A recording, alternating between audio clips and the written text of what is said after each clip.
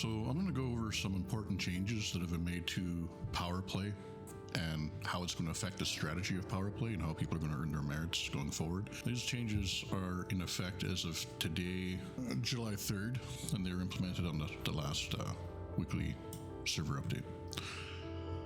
And then I'm also going to cover some changes being made to to community goals, specifically community goals that are related to PowerPlay. They have created a new community goal category, or a new community goal type rather, that's specific to PowerPlay, and it's going to run and operate slightly different than the normal community goals. So to start off with, we'll go over the changes that have been made to PowerPlay specifically and to demerit earning. So you'll see before, we used to get just prior to this update, we used to get a 5% bonus to undermining or offensive actions because they're trying to encourage people to, powers to start attacking each other's space a bit more. So now they've changed that bonus from 5% to 15%. Another change is this bonus used to also apply to uninhabited systems. That's too far away for me, but so we'll go to your Archer space. And before, if we were going to try and take over the system as an unoccupied system, we would also get a 5% bonus here as well for considered an offensive action. So one of the changes now is they've changed that where you no longer get any bonus for expanding into unoccupied systems. So now your offensive bonus only applies to actually trying to undermine enemy powers where they're present, right?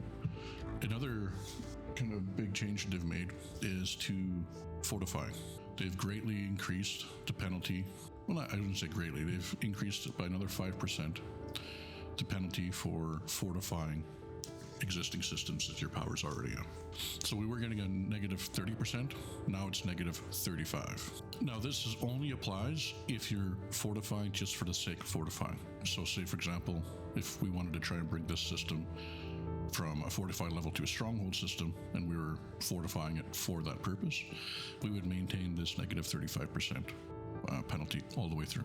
What they've changed now, which is very important, is that's no longer a static penalty. Previously, prior to today, if you were defending and if somebody was attacking you, you would maintain that negative 30%, and it was always there. It was a static penalty. Now they've made this dynamic on a slider. So if an enemy power is trying to undermine your system, and depending on how intense their undermining actions are, this penalty will adjust. It'll continuously slide.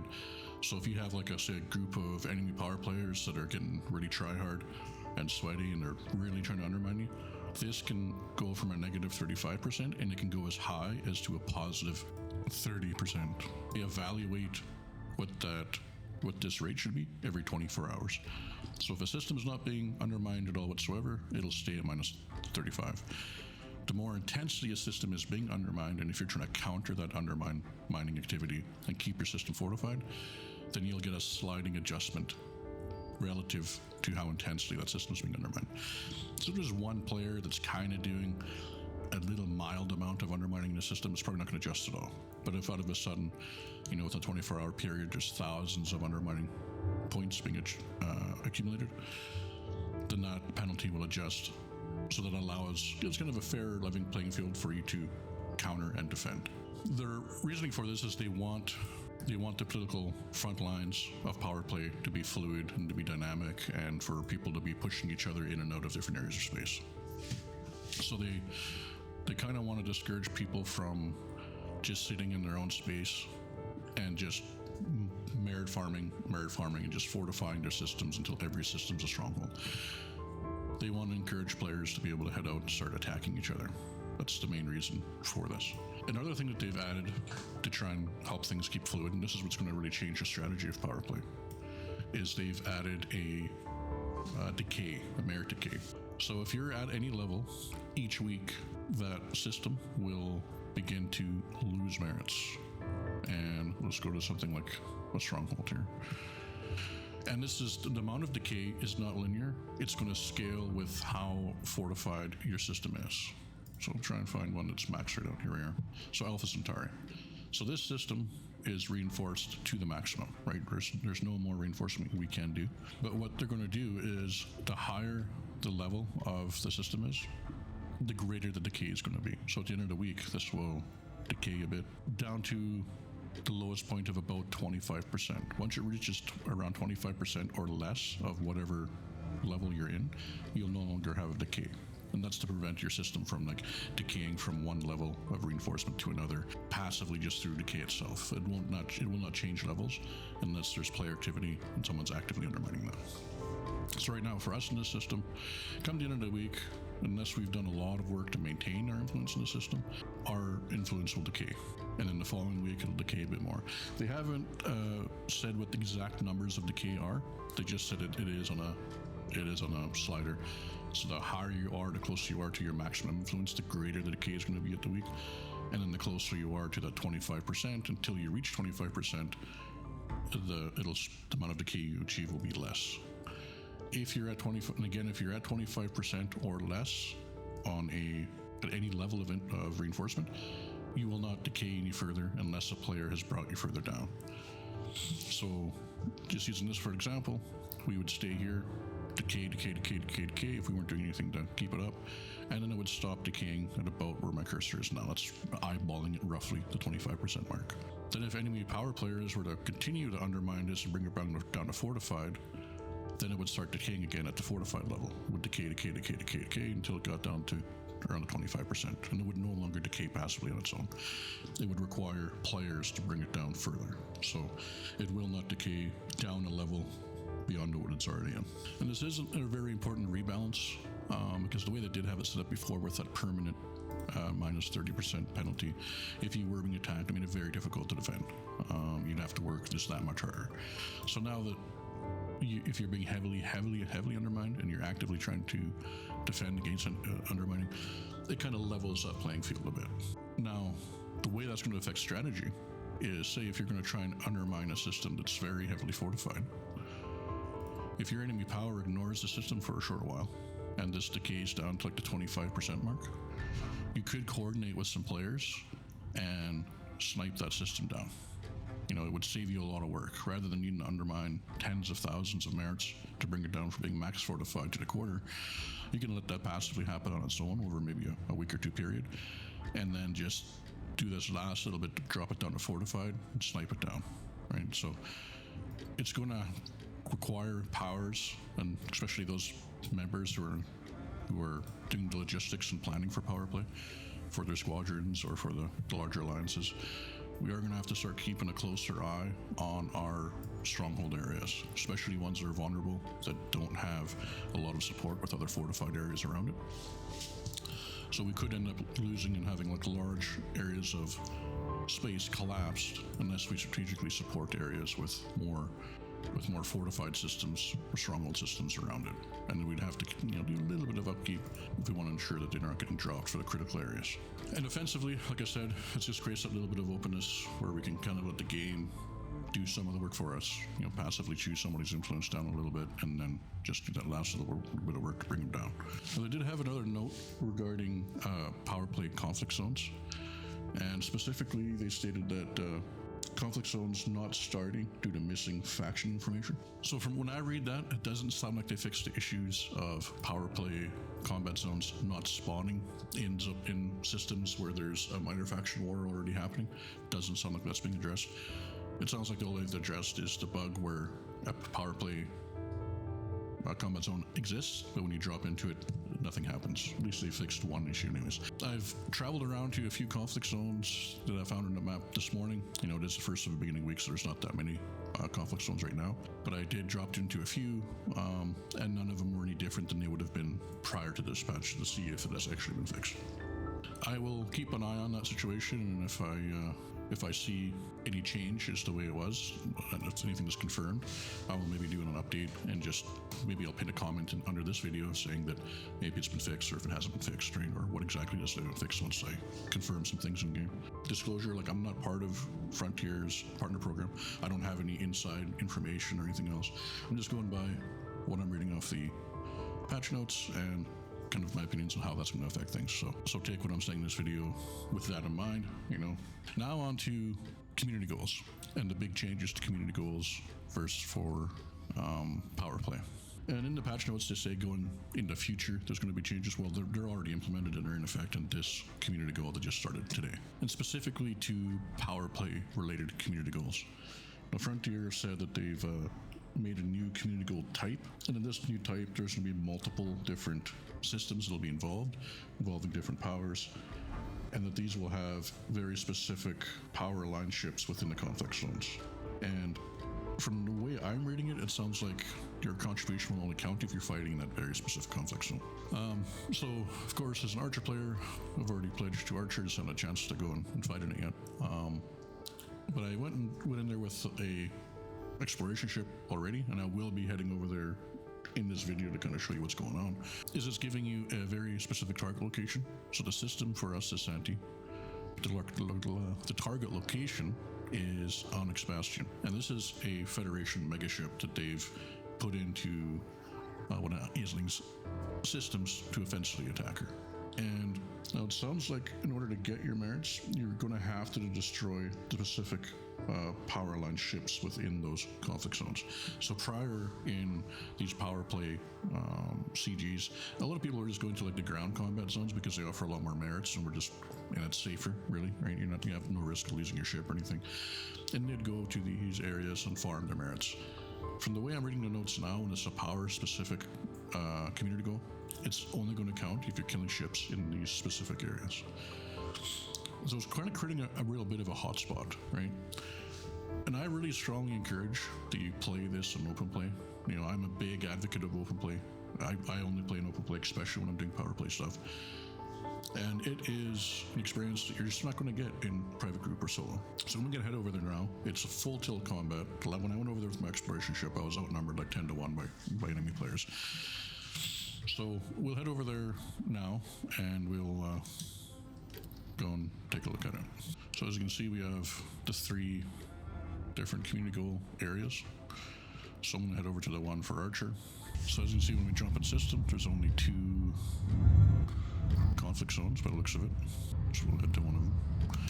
Now when you try dock at Onyx Bastion, the station that's involved, so that's the Federation megaship that's invading the system, it is a conflict zone itself, and it's also where you have to deliver your combat bonds. As you can see, since it's targeted, it's a conflict zone. I'm going to first go into this other conflict zone just to see if a kill in there will actually generate me any merits at all. And then we'll head over to where the main star of the show is after that, Onyx Bastion. Now, when I did come over to the system earlier, it was showing regular conflict zones as well as these power conflict zones. And it does seem like they've changed that since this morning when they first did when they first launched this. Looks like they've cleaned it up and are only showing the power conflict zones now. So it's definitely a change from the way it was this morning.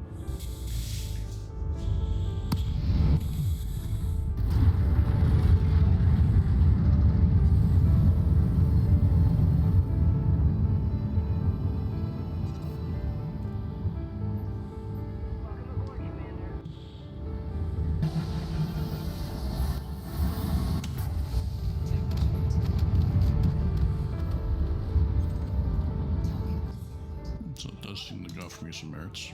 So now we'll head over to the main action is.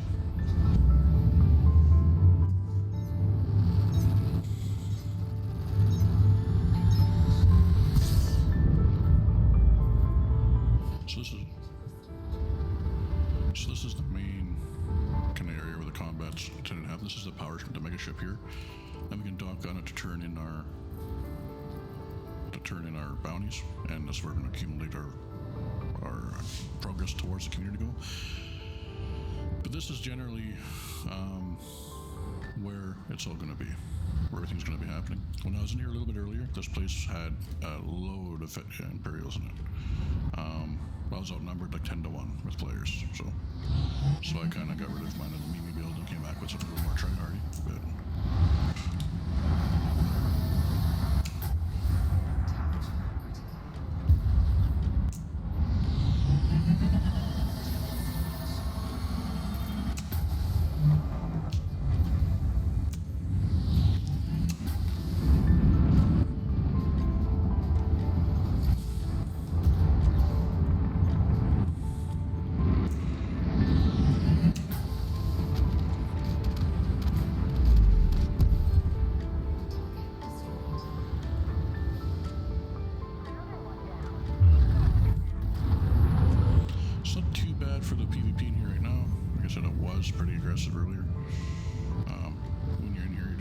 keep your eye on your head on a swivel and kind of see what's going on. But again, I strongly recommend playing an open play. This is what PowerPlay is all about.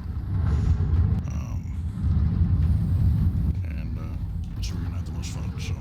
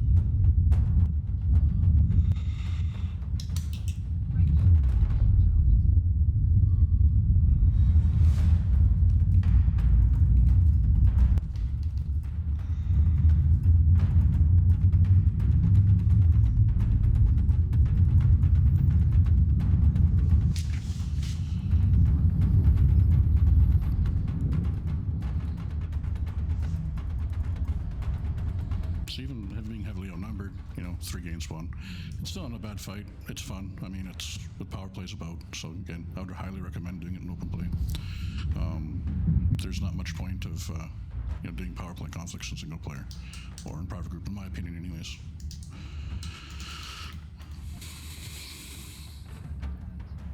and I'm going to see if I can get a couple of my wingmates on, try to even out these numbers a little bit. We'll head back into that conflict zone and see if we can push some of the enemy out. But again,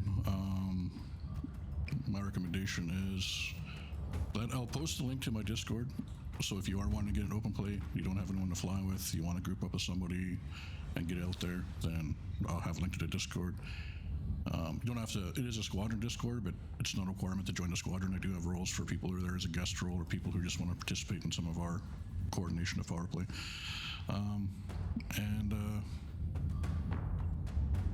Yeah, I guess let's make this like a Federation call to arms as well to this system. Let's push the imps into the system and put some work in, and we will take over the system.